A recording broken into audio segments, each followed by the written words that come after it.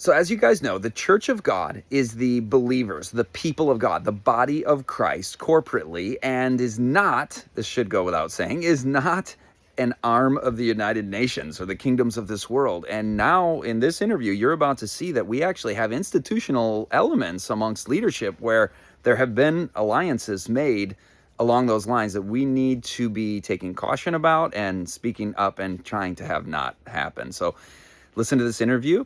And remember, Jesus is coming soon, and be faithful unto death, and he will give you a crown of life. I think a lot of us probably have heard it over and over. I think I could probably rehearse it in my sleep now because I've shared it with so many people, and I've highlighted the bits that are most concerning at the very start of it there. Oops, I think I've just jumped. But what I want to share with you, in the beginning of that statement, it talks about a health emphasis. And this health emphasis, it's a hyperlink in that statement. If you click on that link, it goes to this page here. It says the proven health benefits of the Adventist lifestyle. And if you scroll down that page, you will get to this portion. As you can see from the picture of the tomatoes and cucumbers there, that's the very top of the page. So not far down, you'll get to this point where it says Biblical Guide to a Healthier Lifestyle. Now, this actually directs you to a website that is hosted in Australia by the Adventist Church here in Australia, and it gives you a guide to healthier living. And this is it here. It's not really showing my slides the way I have them, but this is the beginning of the Bible study. It starts with a definition regarding health, and it says the World Health Organization agrees with the definition, saying health is a state of complete physical, mental, and social well-being, and not merely the absence of disease or infirmity. So it begins a Bible study with a definition of health provided by the World Health Organization. But what is wrong with that definition? Wow. What would you say is wrong with that definition? Mental, social well-being, not merely, there's no spiritual aspect in there. That's right. And not only that, notice that it's written by the World Health Organization. Yet this is supposed to be a biblical guide to healthier living. Mm-hmm. And people may not understand the World Health Organization is the health arm of the United Nations. So this is, sorry, I seem to be skipping through. No, okay, maybe I'm not. And this is actually the very end. So if you actually go through the whole entire study, and you're welcome to go and check out to see whether or not I have actually told you the truth. But if you go through the whole entire Bible study, there's not one single Bible verse, and there's no mention of God. And this is actually how it ends. So as you can see, it says mindfulness at the top of this section. And if you read the definition that they give around mindfulness, it is the definition that we would anticipate that they should give if it was a new age understanding of mindfulness. So it talks about interaction between the body and the mind, and then having intention and focus, being present, engaged, and aware. And this is being very powerful. So this is the biblical guide to a healthier life that our church is actually promoting. Now, it fits nicely with the idea of peer-reviewed science informing our health emphasis, but it doesn't fit with our biblical and spirit of prophecy understanding of the health message. It does not at all. And could you tell me again, where was this hyperlink? So if you actually look back at the statements, I'm just going to flip back to that very first slide. So this is the statement, and the second sentence, the Adventist health emphasis. If you click on that, that's actually a hyperlink, and that hyperlink goes to this page, and on the just slightly down from the top, it says Biblical Guide to a Healthier Lifestyle, and if you sign up for it, you go to that study. And if you go to that's incredible. It is. It's very disturbing. I actually went on and did another one of their studies because I thought, oh, maybe it gets better from there, but it didn't.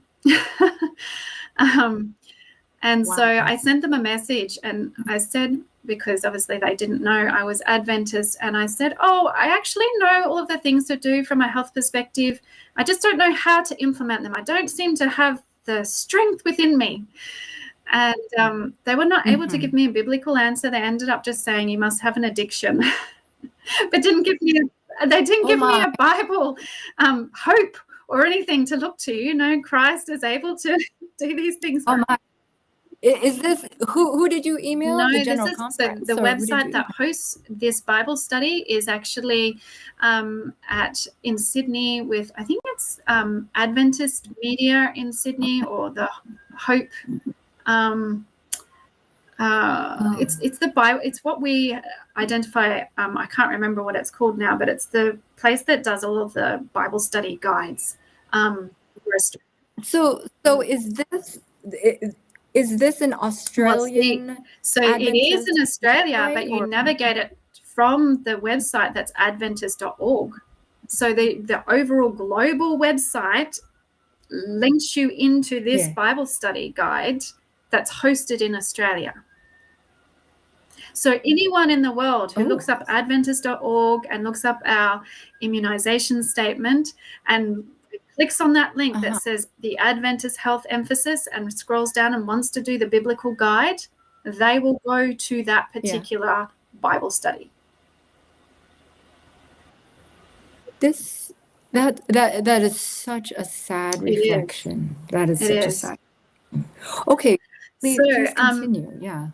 On PowerPoint, I had things popping up and appearing, but on here, it's just all coming all up at once. But essentially, the way that we got to the point that we have this statement that has peer-reviewed science and has these Bible studies that is on the World Health Organization's understanding is because of this statement here. It actually was put up in 2009. It's called Commitment to Health and Healing. It is a statement that's also on the list of statements under adventist.org. And it says, leading up to these 4 points that you see here, I've just enlarged them so people can see them, but leading up to that, it says, through its ministry of preaching, teaching, healing, and discipling, the church seeks to represent the mission of Jesus Christ in such a way as to be. And then it lists these 4 things. So the first thing is regarded globally as teaching a holistic model of evidence-based healthful living in primary healthcare. So it's not regarded globally as teaching a holistic model based on the Bible or spirit of prophecy. It's based on evidence. So once again, this evidence-based thing pops up.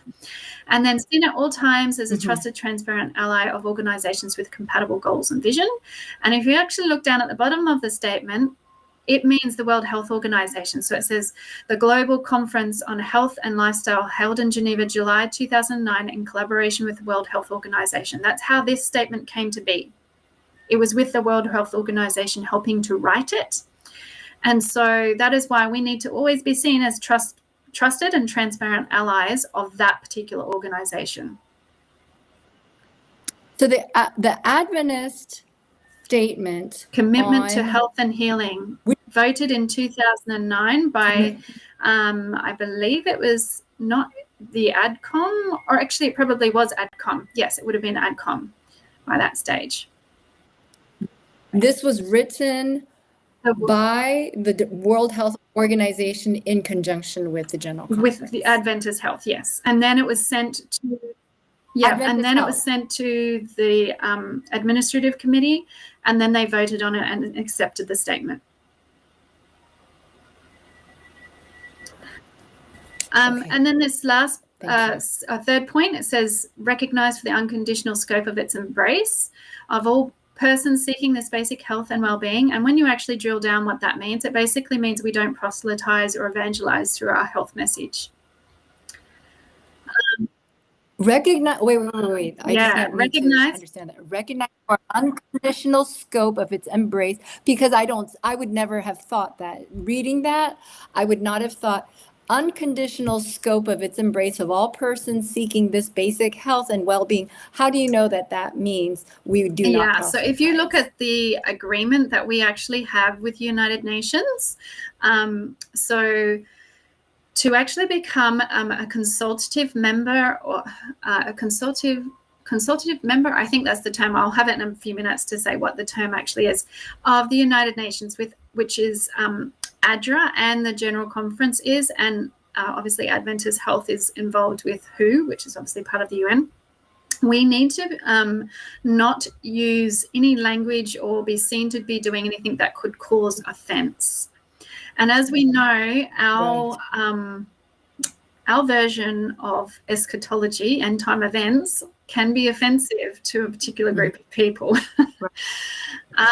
And so we cannot use any of that language or any of that understanding in our Adventist health practices. Okay. All right. So that I don't think that any Adventist that I know of is aware of what is all at stake here in this Adventist. Is this like an official statement of the church on our commitment to health and healing? Yes, so it's as official as that immunization statement. And we've got to remember, these statements are listed under beliefs on Adventist.org. And so from anyone outside, if you look under Adventist.org and you navigate over to beliefs, it lists three things under that beliefs. It lists the statements. It lists first of all, it lists fundamental beliefs, and then it says statements, and then it says church manual. Now, each of those things, from a person outside of the church, they look at those and they go, they are their beliefs because they're listed under beliefs. As an Adventist, we might go, oh, it's just our fundamental beliefs are our beliefs. But no, these things are also listed as beliefs on our official website. So for anyone from the outside, this is what they believe is our beliefs. And if you actually look at this immunization statement, it actually talks about doctrine and dogma. They're words that are associated with beliefs. So it is clear in the mind of those who have written these statements that they somehow do inform our beliefs. Okay. And so if you go on to the last point there, I haven't highlighted anything in that particular fourth point there, but it says here, involved not only administratively, but also functionally at every level, including each congregation and church member in this ministry of health and healing. Which ministry are they talking about? The one that's evidence-based, the ones that's trusted and transparent ally of World Health Organization, and the one that has the unconditional scope of its embrace.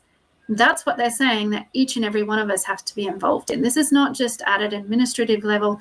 This goes down to you and I. So if we don't comply, we're actually not complying with that statement under beliefs. Okay, so this statement on our commitment to health and healing, this is a statement that we, as individual Adventists, that we will support basically Advent Health. Is that what we're saying? Yeah, so Adventist Health. Interestingly, Adventist Health has actually has purchased Blue Zones, and so Blue Zones and Adventist Health are also one umbrella now as well. But yes, we as individual members of this Seventh Adventist Church are supposed to comply with this particular version of our commitment to health and healing.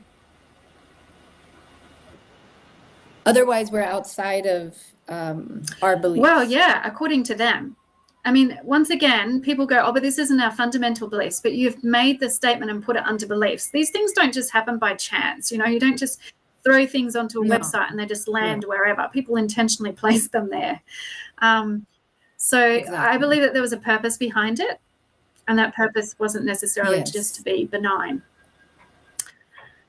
Yes. Okay. So going to this global conference on health and lifestyle held in Geneva, if you go to the next screen, this is the global conference. I do have just an unfortunate coincidence on here, but there is 3 of these conferences that have happened. The first one was in 2009, which just happened to be around the same time that swine flu. And the next one was in 2014, just before the vax statement. And interestingly, in Australia, so it wasn't just our church, but in Australia, we had a whole bunch of vaccine mandates that were made in 2015 as well. So this was obviously a global push that came out of the United Nations at that time.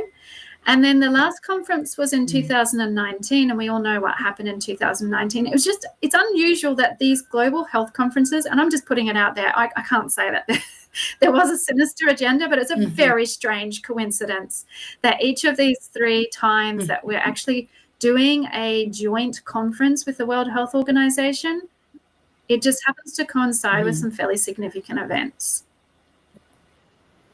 Okay. Yeah. Okay, so this is what the Inter-American Division spoke about in relation to the 2009 conference. So as you might be able to see, it says 14th of July 2009 up the top there. This is an article on their website. It says, still leaders of both organizations, so the World Health Organization, Adventist Church, said that working relations between the 2 organizations would give each better access to networks and resources as they seek to improve the health of local communities. Adventist leaders said the church's international network could help WHO better implement the UN Millennium Development Goals, including improving maternal health and fighting HIV, AIDS, and malaria. Now, those last... What publication? This is on the Inter-American Division. So if you were just to type in that title, Potential Adventist Church WHO Collaboration, on Google, you would come up with this article. Okay.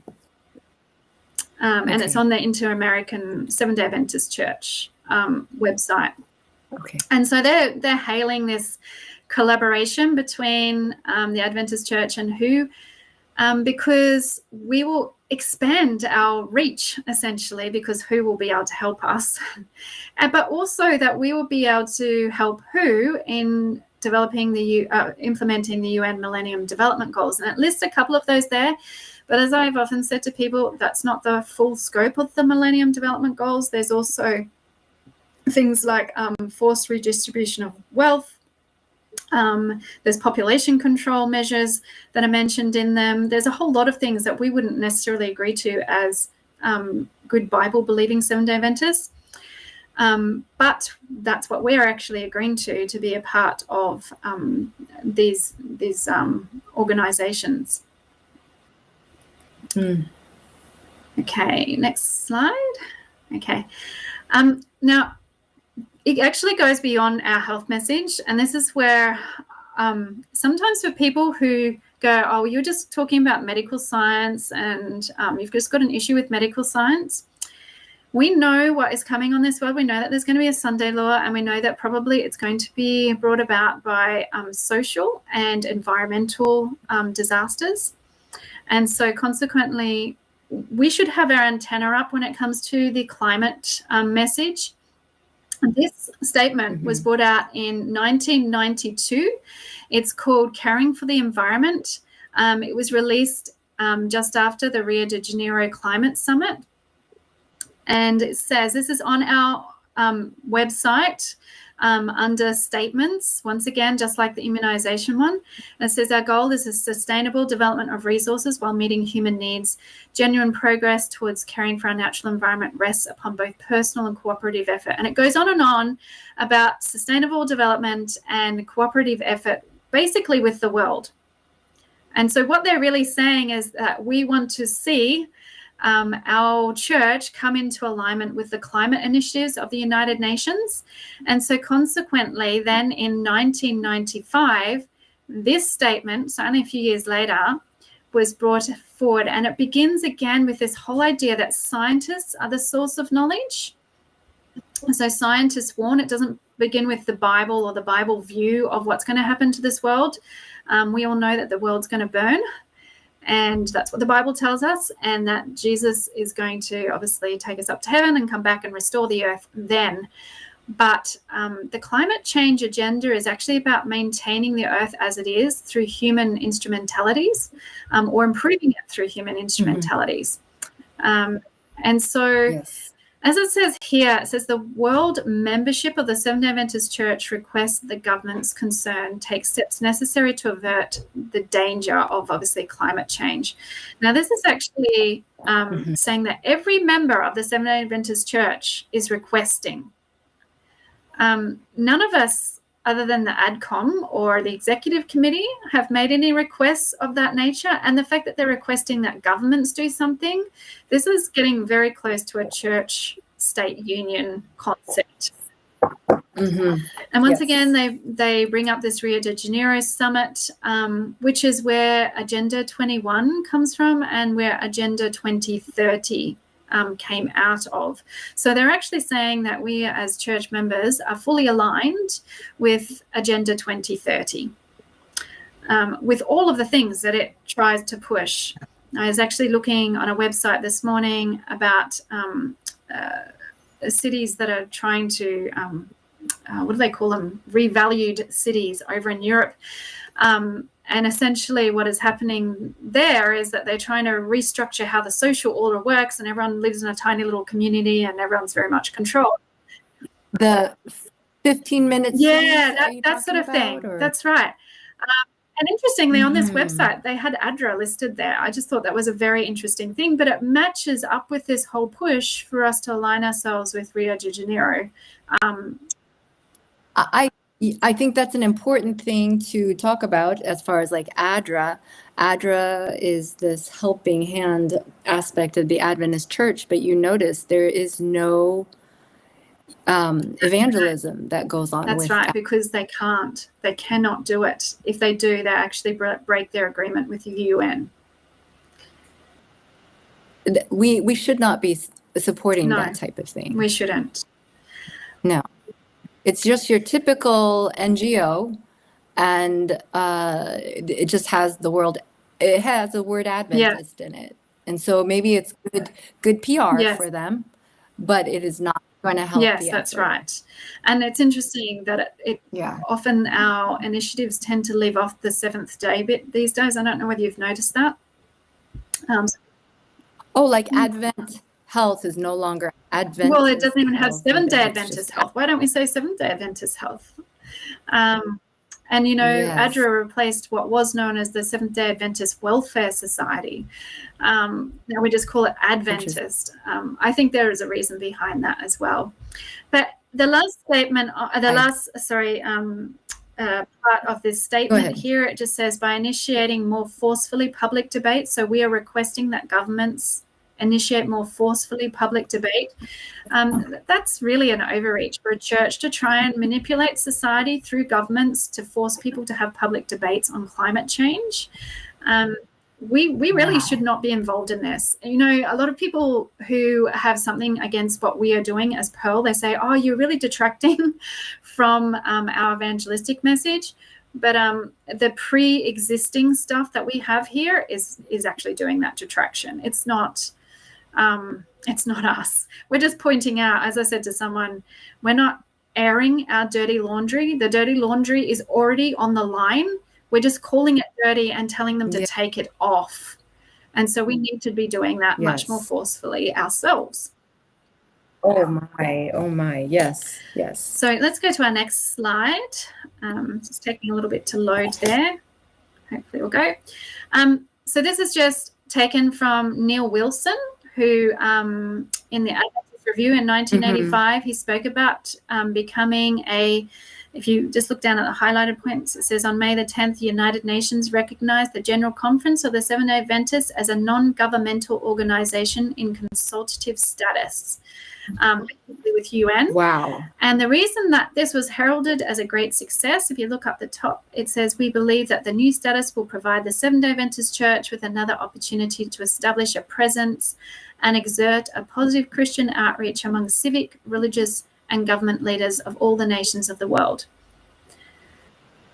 So this was in the Adventist Review. We were bragging about becoming an NGO that couldn't.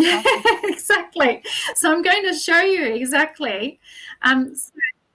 No wonder Ganoon Diop says he doesn't share the Three Angels message, because officially he cannot. As somebody who has signed up to say that we are an NGO and we are proud of it, of course he can't say that he spreads the Three Angels message, because that would automatically cause him to be going outside of what we signed up for here in 1985. That's right, exactly. And so this is the document. I can actually send you any of these documents because I've downloaded them so that I don't lose track of where I found them. This is actually the document by the United Nations that defines how you can become a consultative, to achieve consultative status. And it says in order to become one of these NGOs with consultative status, it says the organization shall be concerned with matters falling within the competence of the Economic and Social Council. That's the part of the UN that they become a part of. With respect to international economic, social, cultural, educational, health, and I just underline the scientific there, technological and related matters to questions of human rights. And so essentially what it's saying is you need to align with what we think socially, what we think culturally, what we think educationally, what we think health-wise, what we think technologically wise, what we think scientifically, and what we think about human rights. You have to align yourself with those matters. And it's this is the UN. This is it actually has a big long number. It's one of their documents that they released. I think it's a 1960s document that actually defined how you could become how you could achieve consultative status as an NGO. And so this is, I mean, if you were to read through it, it's quite a lengthy document, but it goes through quite a number of different things. I just highlighted a couple of them that are sufficient for us to be concerned. So the second point is it says the aims and purposes of the organization, so the Seventh-day Adventist Church, shall be in conformity with the spirit, purposes, and principles of the Charter of the United Nations. That means we have joined the United Nations in their mission, and their mission is that of a spiritual nature because their prophet is That's Alice right. Bailey. That's right. This is quite disturbing. And Wow. Notice it doesn't just say with the aims or goals, it actually says the spirit. That's really quite disturbing. That is amazing. And so if you go on to 1997, that's when ADRA also achieved general consultative status with the same portion of the UN. And the document that defines how they achieved consultative status, so the one that we agreed to as a general conference in 1985 was sort of updated in 1996. And then ADRA joined in 1997, yes. So what we have here, this is just a summary. It's a 33-page document, but it's very similar to what the General Conference agreed to. Its works must align with the aims and purposes of the United Nations. They agreed to uphold the principles of the UN Charter and support its goals, and they must participate actively in all of their meetings by submitting written statements, engaging in dialogue with government delegations and other organizations. So they're not able to just be mere observers. They have to be actively involved in the whole deliberations. This is not a passive role that they have taken as being, in fact, to be on the general consultative status, and they actually herald this as a great success, ADRA that is, to be general consultative status, but to have that, that's the highest level you can achieve at an NGO level. Now, the World Health Organization, part of the UN, part of what we are involved in, is linking health with the climate, which is really interesting. I mean, when I did my board certification in lifestyle medicine, it was during the whole COVID period, and they were saying it was because we insulted Gaia, Mother Earth. That was the reason why we had COVID. And so we see the World Health Organization bringing health and the spirituality aspect of that in alignment with climate change. And so this is where I can see that these statements that we have that say our health emphasis is based on peer-reviewed science, that when we come to even the health principle around the Sabbath, it'll be linked back to what the UN and the World Health Organization sees as the peer-reviewed science, as in we need to all maintain a universal day of rest, i.e. Sunday, because not only is our climate health going to be dependent on it, but our physical health. And if we don't, we're going to be killing people and killing the earth unless we do it.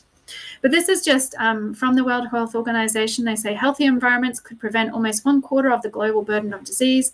The pandemic is a further reminder of the delicate relationship between people and our planet. So they were saying, hey, the reason why we had that pandemic was because we weren't looking after the climate. We weren't doing what we needed to in order to have good health. Now, I don't know whether you've come across the International Labour Organization. This is also part of the United Nations. So remember, we are agreeing with all of the principles and the spirit of the United Nations. They back in 1921. It is already in place. This is one of their conventions. It says this convention mandates a minimum 24-hour weekly rest period for industrial workers, aligning with traditional rest days where possible. Now, what do we know that Western society, or anywhere really in the world, considers a traditional rest day is Sunday? And that, again, in 1957, extending the principles to commercial and office sectors, this convention emphasizes the importance of a weekly rest period coinciding with customary rest days, which once again, we know that that is considered to be Sunday. So this is what we've agreed to try and uphold and be working towards as a church, because we have aligned ourselves with the United Nations. Now, unfortunately, on my screen here, it's blanked out what was behind, but I'm just going to quickly go to what my screen is on here so I can remember what it's actually called. We have the United Nations program's Faith for Earth initiative. Sorry, it is on that slide. I should have seen it highlighted there. So the United Nations has a Faith for Earth initiative with its slogan, One Earth, Many Religions, One Goal. And it's based on Laudato Si. Now, I'm assuming most of your audience understand what Laudato Si is known to be for, and how it has Sunday observance as a key integral part of its climate agenda.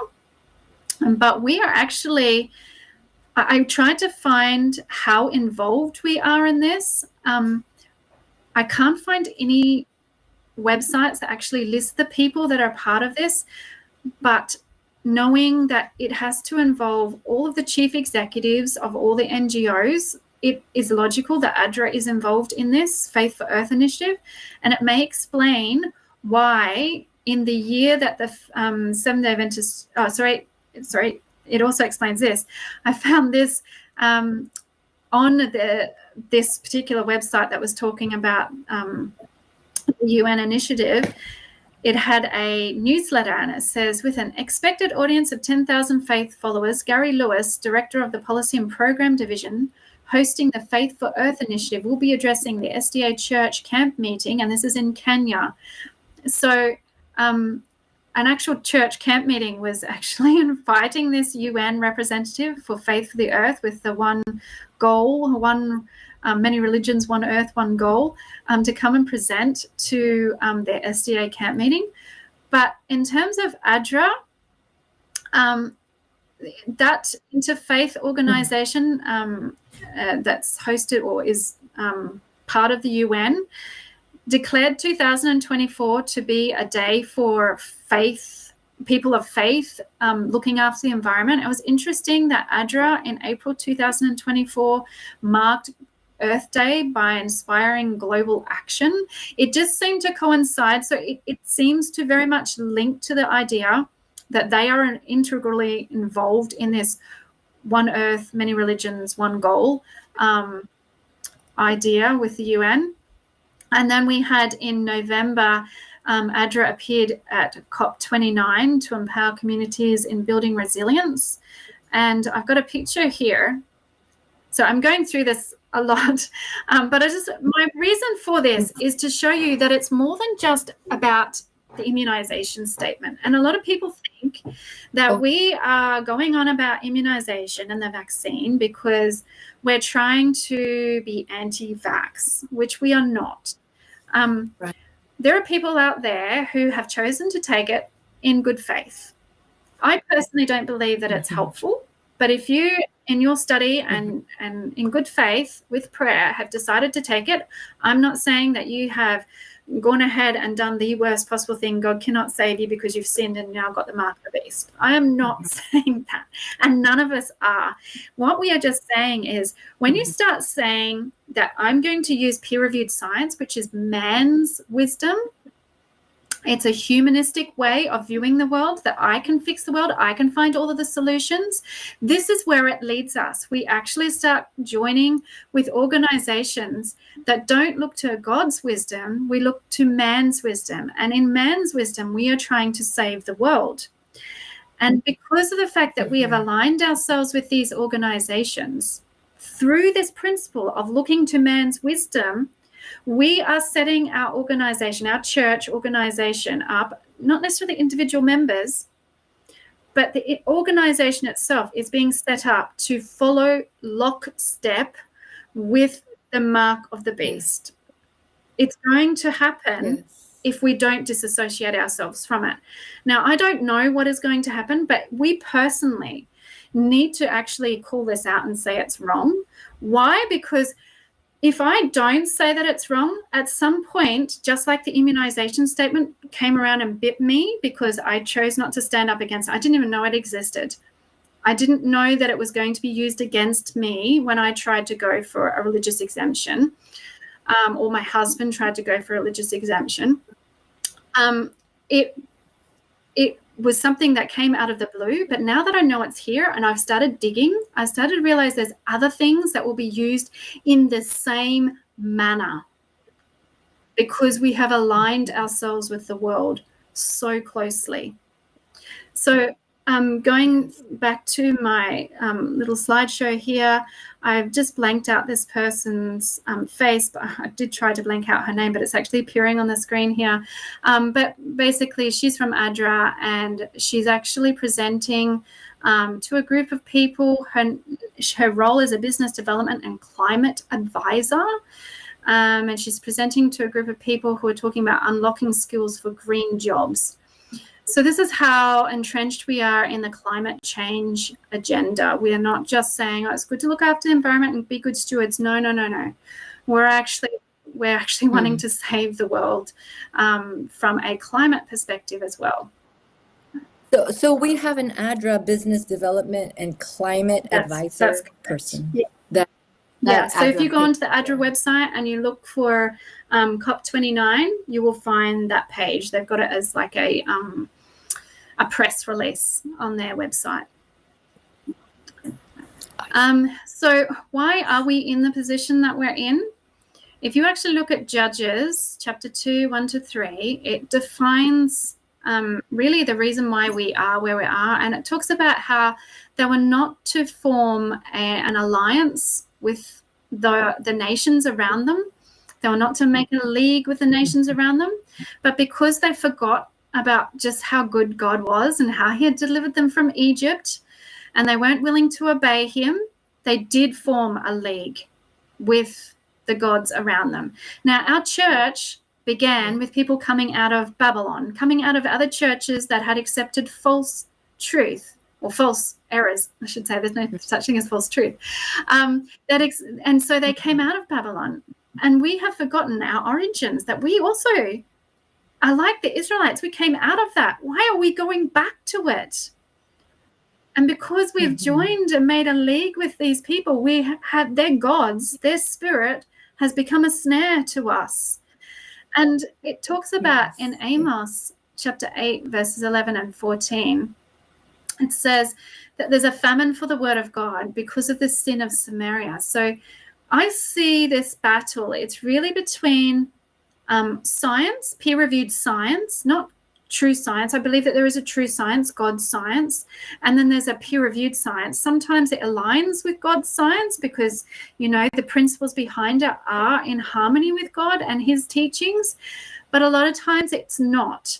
And that's when we start talking about false science. So we can't just throw out all peer-reviewed science, but we don't just accept all peer-reviewed science either. But I see the battle that we're facing at the moment. When you boil it all down, it's not between Should we be a part of who or not be a part of who? Should we be part of UN or not be? It's not actually that. The battle right down is how much have we accepted God's word fully and been obedient to it fully and remembered our past fully and remembered where we're going fully so that we don't lose our direction. If we accept a false word, we'll go a false direction.